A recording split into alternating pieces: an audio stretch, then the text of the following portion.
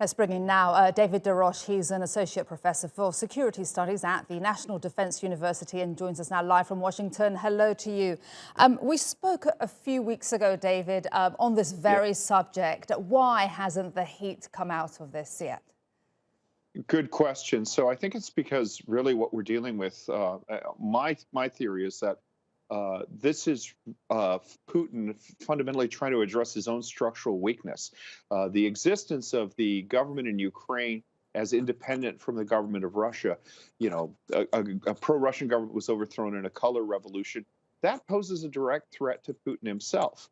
His images of a military strongman, to have Russian forces, regular Russian forces, bogged down in a 7-year war in the Donbass, that doesn't strengthen his image either. So I think to try to recover his sort of domestic mojo, what he wants to do is force Biden, not NATO, not France, not Germany, the president of the United States, to sit down with him as a peer so that he can then tell, all the people wondering why, the COVID response and inflation, devaluation, economic, and all those things, he could say, well, it doesn't matter because we're a great country. We're reconstituting the sphere of influence of the Soviet Union. That's my theory.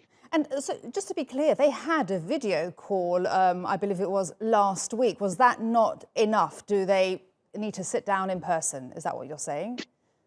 Well, I think that's what Putin wants. I think Putin wants to be able to show his domestic audience that his country, in spite of the fact that, they have all these problems. I mean, it's basically a third world economy with a first world military. In spite of all of that, that they are still a great country. And when you look at these demands are basically calling for the reconstitution of the Soviet Union and everything but name.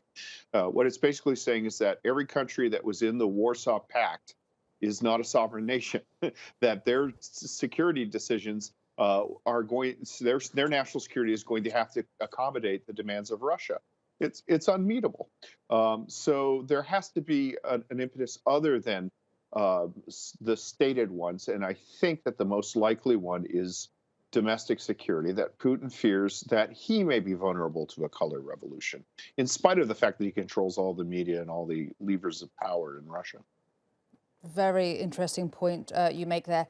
And given what NATO wants, are NATO, the US and Putin then likely to find common ground right now? Not at the moment. I mean, Putin has chosen his moment wisely. It's clear the Biden administration, NATO, they've all said, look, we don't want a confrontation.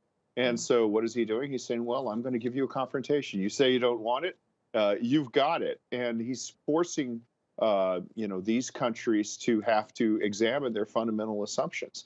He thinks that he's taken the measure of Biden. He's seen the withdrawal from Afghanistan and said, okay, this guy doesn't have the stomach for a confrontation. Let's give him a direct confrontation and hope he backs down. But the conditions, he's overstated his ground. The conditions he's asked for, they're unmeetable. They're just unmeetable. I mean, the American president can't bind the Ukrainian government, the Polish government, and the Romanian government. And that's basically what Putin has called for. So the conditions are unmeetable. Interesting one to watch. David Des Roches, always a pleasure to speak to you on TRT World. Thank you so much for your time.